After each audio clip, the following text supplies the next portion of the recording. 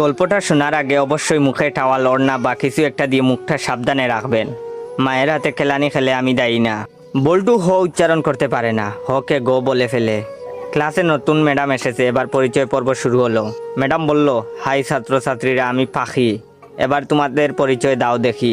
High আমি Montu, high আমি সেন্টু, এভাবে যে যার মতো পরিচয় দিল। এবার বল্টুর পালা।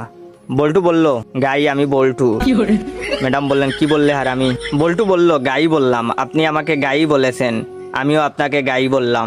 ম্যাডাম বললেন, কি তোর সাহস কি করে হলো আমাকে গাই বলতে? কে তোকে এসব বলতে বলেছে, বল আমাকে। বল্টু বলল, প্রধান শিক্ষক, তিনি বলেছেন ম্যাডাম এসে সবাইকে গাই বলবে, তোমরাও ম্যাডামকে গাই বলবে। বল্টুর কথা শুনে ম্যাডাম কাঁদা শুরু করলো। এমন সময় পাশের ঘর থেকে হেড স্যার আসলো।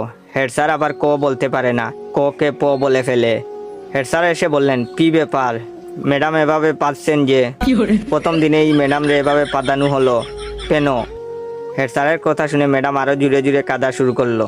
হেড স্যার বললেন, প্লিজ ম্যাডাম, আপনি এত জুড়ে জুড়ে পাদবেন না, আজ আপনার প্রথম দিন, আপনি এত জুড়ে জুড়ে পাদলে মানুষ কি ভাববে?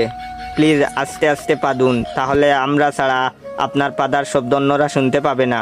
হেড স্যারের কথা শুনে ম্যাডাম তো কাঁদতে কাঁদতে বেঞ্চের উপর শুয়ে পড়লো। এমন সময় টিওনো হাজির। টিওনো আবার শ বলতে পারে না, শকে ম বলে ফেলে।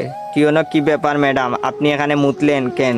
বেঞ্চের উপর মুতলে কি ভালো লাগবে? আপনার মুতার দরকার হলে আমাদের বলতে পারতেন, আমরা আপনাকে বিছানা তৈরি করে দিতাম, বিছানায় আপনি আরামে মুততে পারতেন। এমন সময় শিক্ষামন্ত্রী হাজির।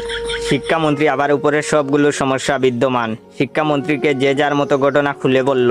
বল্টু বলল, আমি ম্যাডামকে গাই বলেছি। হেড স্যার বললেন, আমি ম্যাডামরে আসতে পারতে বলেছি। টিওনো বলল, ওদের কথার জন্য ম্যাডাম বেঞ্চের উপরে মুততেছিল, তাই আমি ম্যাডামকে বিছানায় মুততে বলেছি।